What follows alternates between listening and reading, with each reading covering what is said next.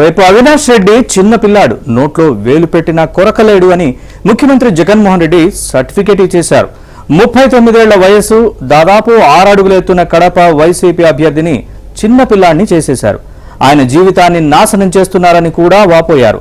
వివేక హత్య కేసులో ఈ చిన్న పిల్లోడి పాత్రను సిబిఐ పూసగుచ్చినట్లు వివరించింది. దీని ప్రకారం వివేక హత్యకు ముందు రోజు రాత్రి నిందితులు ఈ చిన్న పిల్లాడి ఇంట్లోనే ఉన్నారని, రాత్రంతా ఈ పిల్లోడి ఫోన్ యాక్టివ్ గా ఉందని సిబిఐ సాంకేతిక ఆధారాలు సేకరించింది.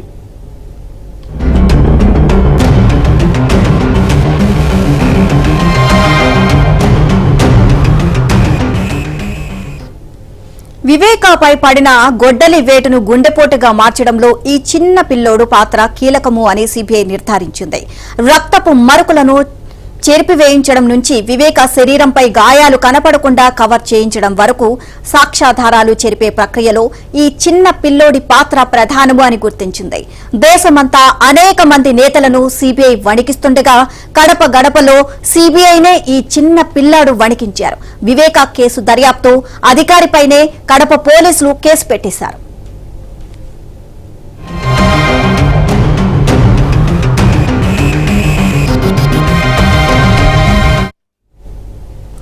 తనని అరెస్ట్ చేసేందుకు వచ్చిన సిబిఐని ఈ చిన్న పిల్లోడు ముప్పు తిప్పలు పెట్టాడు.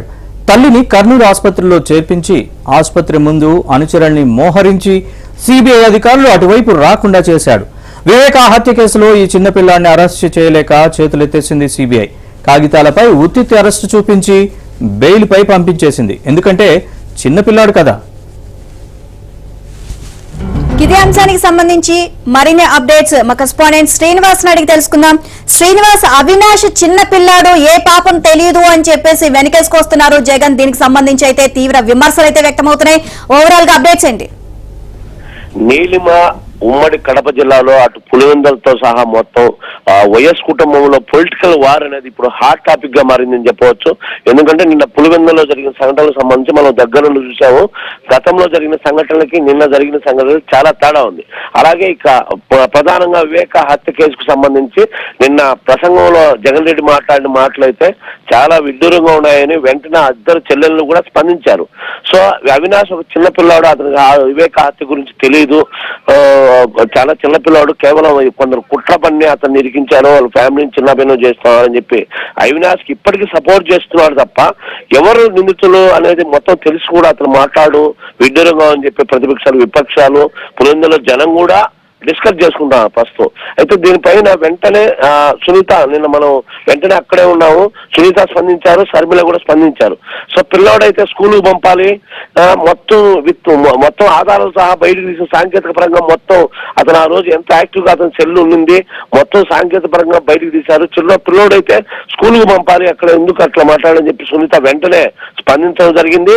అలాగే శర్మిల కూడా దానికి తగ్గట్టు ఆయన మాటలకు స్పందించడం జరిగింది. మొత్తం మీద అయితే ఆయన మాటలను బట్టి చూస్తే ఇక వివేక హత్య కేసుకు సంబంధించి ఇద్దరు చెల్లెళ్ళు ఈ రోజు పబ్లిక్ గా విచారణ మొత్తం ఎన్నికల ప్రచారంలో ఎంత విమర్శలు చేసినా కూడా అతనికి అవినాష్ రెడ్డికి సపోర్ట్ చేస్తున్నాడు అనేది పులివెందుల ప్రజల్లో ఇప్పటికీ డిస్కస్ జరుగుతుంది, కడప జిల్లాలోనూ డిస్కస్ జరుగుతుంది.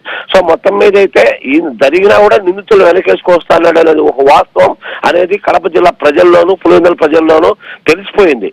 సో ఈ ఎన్నికల నేపథ్యంలో చాలా హాట్ టాపిక్ గా మారినాయి ఎన్నికల నేపథ్యంలో. ఈ అవినాష్ అందులో కడప ఎంపీగా పోటీలో ఉన్నాడు వైసీపీ నుంచి, శర్మిల కాంగ్రెస్ నుంచి ఎంపీలో బరిలో ఉన్నారు. సో ఈ నేపథ్యంలో కడప ప్రజల్లో చర్చయించంగా ఇచ్చిన మాటలు వాళ్ళ కౌంటర్లు కూడా ఒక హాట్ టాపిక్ గా మారిపోయాయని చెప్పవచ్చు. Neelima, right, thank you Srinivas.